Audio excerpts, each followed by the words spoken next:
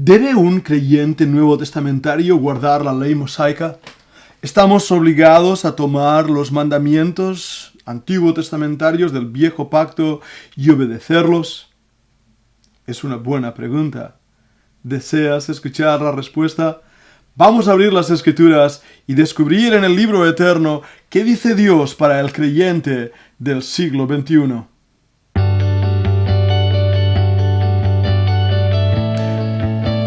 Hola, bienvenido a nuestro canal y gracias por estar viendo este vídeo. Un vídeo que muy probablemente sea realmente apasionante, interesante y también conflictivo. Un vídeo que puede ser incluso demasiado académico, pero que me gustaría invitarte a que escucharas, siguieras con atención y pudieras también compartir. ¿Por qué grabo este vídeo? Bien, no es una razón fácil.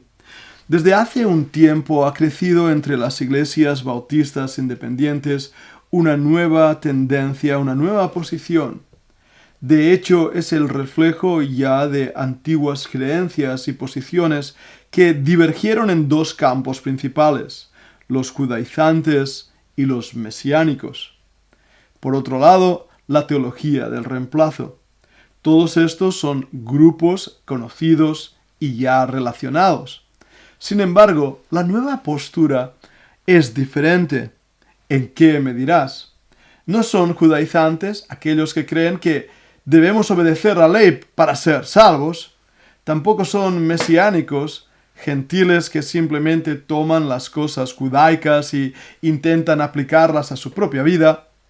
Son hermanos que creen que la ley mosaica continúa en vigor para el creyente del siglo XXI, no para salvación, pero sí para santificación.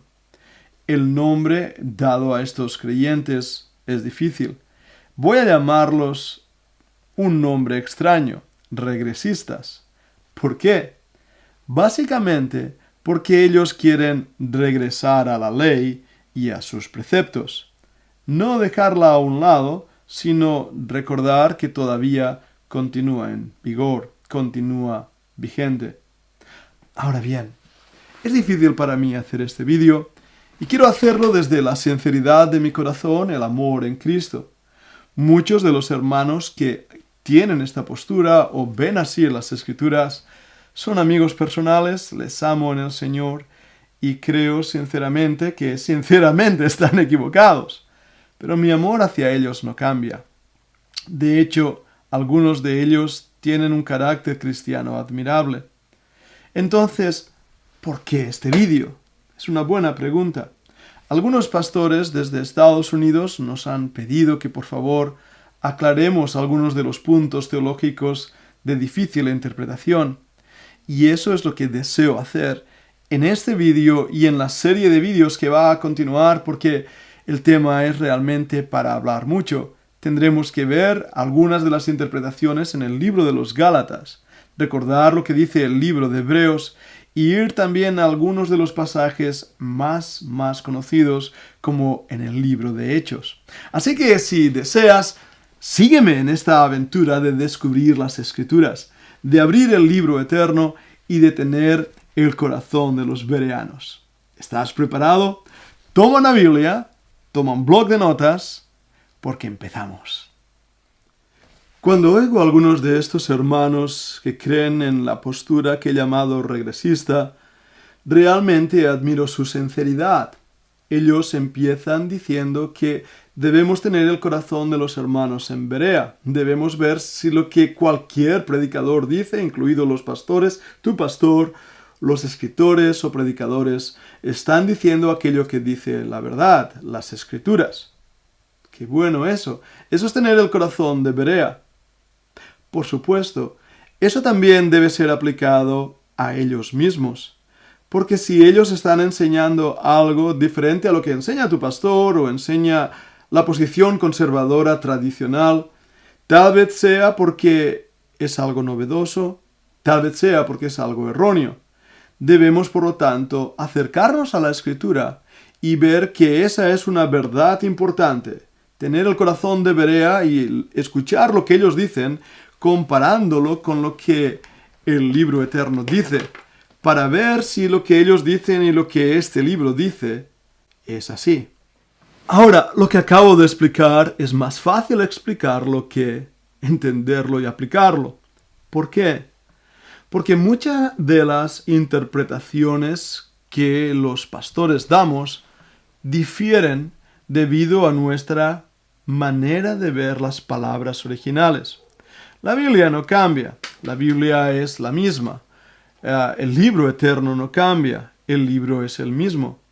Sin embargo, el uso de las palabras, cómo las interpretamos, cómo las definimos, va a ser lo que nos lleve a diferentes interpretaciones. Ahora, escúchame, no quiero aburrirte, pero este va a ser un vídeo de aquellos densos. Voy a empezar simplificando lo que quiero decir en 3 puntos. Después entraremos en materia para intentar realmente ahondar más profundamente en las ideas que te presento. ¿Por qué creen los regresistas que debemos regresar a la ley de Moisés? Básicamente hay 3 puntos que vamos a hablar. 1, el problema semántico. 2, el problema conceptual. Y 3, el problema de las falacias epistemológicas. ¿Qué he dicho? Fíjate que todavía no he hablado de teología. Básicamente, antes de hablar de teología, tenemos que darnos cuenta que la interpretación teológica que ellos presentan es debida a un problema semántico, a cómo interpretan y traducen las palabras, a un problema de ideas, un problema conceptual, y la presentación de su lógica a través de falacias epistemológicas. En el aspecto lingüista es donde se encuentra la respuesta al conflicto que plantean. En ese aspecto, la lingüística es intrínsecamente unida a la exégesis. Pero además de esto, el proceso de pensamiento teológico está fundado sobre verdades empíricas aceptadas. Cuando utilizamos falacias lógicas para construir nuestras ideas conceptuales y teológicas, hemos cambiado la verdad en error, creando confusión en el oyente e reinterpretando las escrituras. Mi introducción y toda esta documentación que te estoy presentando la he escrito en un archivo. Voy a compartir este archivo en el link de la caja de información. Por si te pierdes, puedas seguirme no solo en la lectura que voy a estar haciendo, sino también en la explicación. ¿Qué quiero decir? Vayamos primeramente a hablar del problema semántico. Vamos a utilizar una palabra que ellos utilizan. Es la palabra judaizar o judío. En griego es una palabra, judaizoe, que puede hacernos pensar en la vida judaica o la vida del judío. Cuando hacemos un estudio etimológico de esta palabra, descubrimos rápidamente varias cosas. Su significado en cada una de las partes de esta palabra la podríamos traducir como judío, vivir, manera de vivir judía o vivir como un judía. Sin embargo, las traducciones no la traducen así, exceptuando en inglés, la King James, pero tanto las traducciones en catalán, francés, inglés, la traducen como judaizantes o judaizar. ¿Por qué es así? Bueno, por una técnica de traducción llamada proporcionalidad de significantes.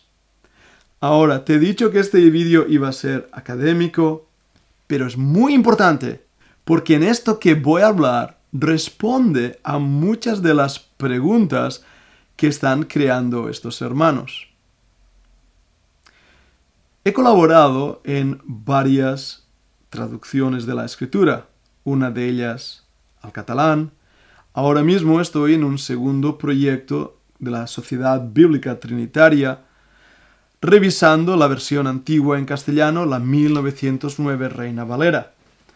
Para los traductores, revisionistas, las palabras en la lengua original y también en el idioma de vuelco o volcado, en este caso el español, el castellano, tienen mucha importancia. La traducción tiene que ser lo más literal posible para ser fiel al texto original, pero a la vez tiene que tener fluidez en el idioma de volcado. Eso plantea conflictos y retos. Y tenemos que entender las herramientas básicas de la lingüística. Si no entendemos esto, cualquier palabra en la lengua original puede ser traducida a otra manera que dé una idea completamente errónea, equivocada, o que no te esté llevando a la verdad del texto. Voy a ponerte un ejemplo. Si yo digo, no me tires la pierna, yo sé que tú no vas a entender nada, porque en español, en castellano, no decimos no me tires la pierna. Utilizamos el término no me tomes el pelo. Ahora en inglés dicen don't pull my leg para decir exactamente lo mismo que no me tomes el pelo, no bromees conmigo. Si yo traduzco al inglés don't pull my hair, no tiene ningún sentido. Son expresiones idiomáticas difíciles de traducir a no ser que se apliquen ciertas técnicas de traducción. Por eso, debemos entender primeramente, al ver el texto original, lo que llamamos la proporcionalidad del significante y el significado. Déjame hablar de esto. Están en las notas, puedes obtenerlas. Dice así: la relación entre significante y significado tiende a ser desigual.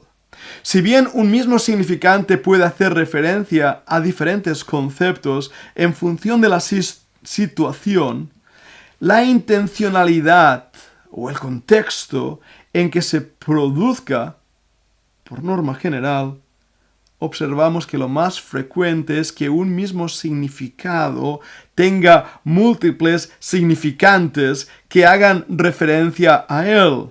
Estaríamos hablando, por lo tanto, de polisemia en el primero de los casos y de sinonimia en el segundo de los casos. La ley de proporcionalidad, significante-significado, nos viene a decir la importancia de entender el uso de esa palabra en su contexto, en su significante, para traducirlo con un sinónimo o con una palabra que sea similar. Polisémica es más conflictivo, porque una palabra tiene diferentes significados y entonces tienes que ver cuál de esos significados se aplica a la traducción que estás realizando. ¿Me sigues? Sígueme en esto. Judaizante, judaizar, vivir como un judío. ¿Qué es la connotación de esa palabra en el texto original? Determinará la palabra que yo use en la traducción y en la aplicación más tarde de la interpretación. Ahora bien, voy a seguir.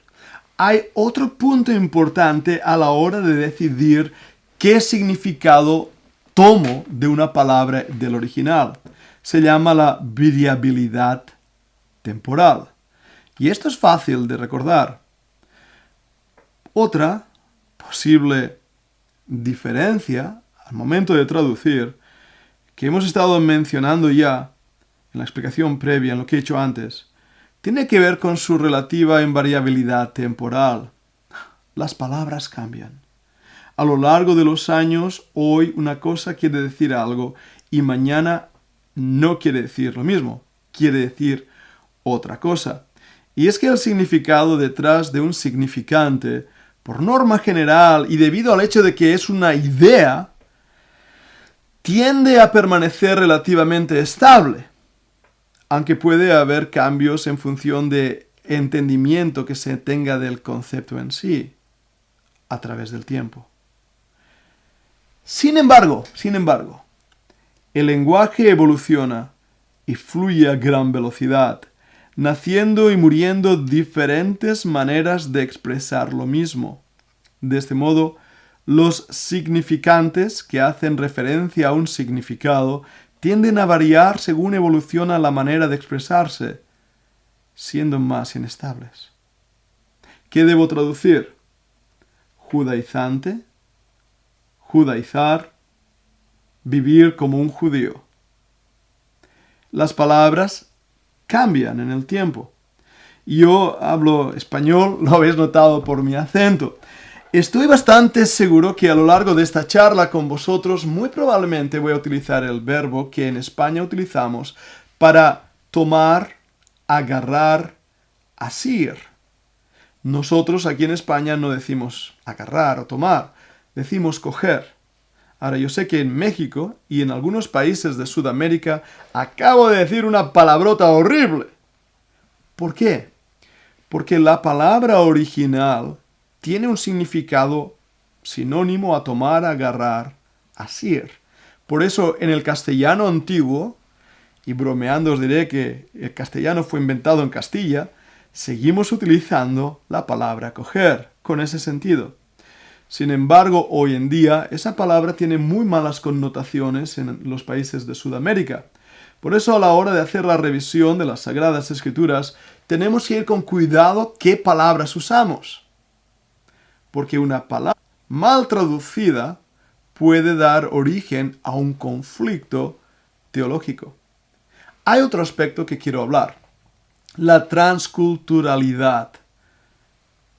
Además de los anteriores dos que he mencionado, podemos encontrar otra diferencia en lo que se refiere a las variaciones existentes en función de la cultura, la localización. Acabo de dar un ejemplo. Así, un mismo concepto tendrá en diferentes países y en diferentes lenguas, y me atrevo a decir aún en diferentes regiones del mismo país, maneras muy diferentes de expresarse. Aunque en este sentido debe tener también una gran precaución, porque no solo el significante puede variar, un mismo concepto puede ser interpretado de maneras muy distintas. ¿Lo habéis notado? Con palabras que usamos aquí en España sin problema alguno, y que ahí en Sudamérica son palabrotas feas, ¿verdad? Por ejemplo, también, palabras como el amor, el valor, la lealtad, la familia o el trabajo pueden tener connotaciones muy diversas en función de la cultura. Asimismo, puede no existir un concepto concreto en determinadas culturas. Algo que imposibilita la comprensión de vocablos porque no existen esos vocablos. ¿Cómo hablas de yo soy el buen pastor y el buen pastor da su vida por las ovejas en un país como África donde no existen las ovejas? Eso es un reto de algunos misioneros que han traducido la Biblia a lenguas africanas. Esto no significa, sin embargo, que no sea posible llegar a generar la comprensión de un concepto o significado a través de significantes vinculados a esa idea o a otras cosas cercanas. Ahora, os acabo de dar una lección en lingüística, lo sé. Os he dicho que esto iba a ser muy académico. Pero es importante que entendamos lo que acabo de explicar. Y lo voy a simplificar y a resumir. El primer problema que tienen aquellos que creen que debemos regresar a la ley es dar un nuevo significado a palabras que ya han sido predefinidas, definidas y acotadas en los lenguajes de volcado, en el castellano, desde hacía mucho tiempo. Al darles un nuevo significado, lo que hacen es trastocar al que oye, porque ahora no entiende ese nuevo significado. Sigo con mi ejemplo de judío. Os hago una pregunta. ¿Qué es un judío? ¿Cómo traducimos esa palabra? Si uso la palabra latina, es la palabra judaeus. Si uso la palabra hebrea, Yehudi. Esa es la palabra, no hay duda. La podemos escribir en términos hebraicos o en términos latinos. Pero esa es la palabra. Ahora, cuando yo digo esa palabra, tengo 5 contextos posibles en mi traducción. El adjetivo hebreo puede ser del pueblo semítico que conquistó y habitó Palestina, la tierra de Israel. Podemos hablar en plural, judíos. Podemos hablar en singular, judío. Pero básicamente estoy diciendo que es un hebreo. Punto número 1. Así que judío igual a hebreo. Segundo lugar, que profesa el judaísmo. Es decir, un judío es aquel que sigue la religión judaica. En tercer lugar, puede decir que un judío es natural de Judea, país del Asia Antigua. También en cuarto lugar, puedo decir que pertenece o que es relativo a Judea o a los judíos, a algo que es un plato de comida judío o un libro judío, algo que pertenece o es relativo a Judea o a los judíos. En quinto lugar, esa palabra es usada en forma despectiva, es también un adjetivo, cuando decimos «eres un judío». Y aquí en España se refiere a que eres una persona avariciosa, tacaña.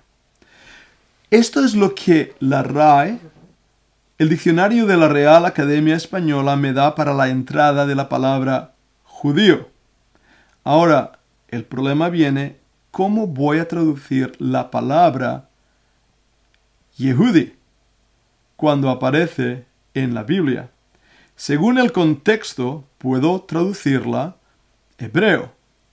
Según el contexto, puedo traducirla que profesa el judaísmo, de la religión judía, o puedo traducirlo que es natural de Judea. En ningún momento voy a traducir lo que es tacaño, porque eso no sería un volcado o una palabra utilizada en la Escritura. Muy bien, estamos hablando en estos vídeos sobre el tema de aquellos que quieren regresar a la ley para que el creyente del siglo XXI continúe siguiendo el viejo pacto. ¿Es esto una realidad? ¿Qué problemas existen en su interpretación y sobre todo en su concepto de palabras e ideas?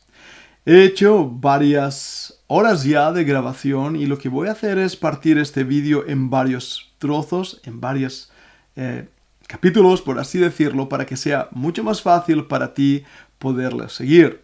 Así que en esta outro y en esta intro voy a intentar dividir este vídeo. Sígueme, toma tiempo, piensa en lo que he dicho hasta ahora, medita las escrituras y sobre todo apúntate a nuestro canal, dale a la campanita, pon los comentarios. Este vídeo es para que sea de bendición para ti. Gracias por seguirnos, que el Señor te bendiga.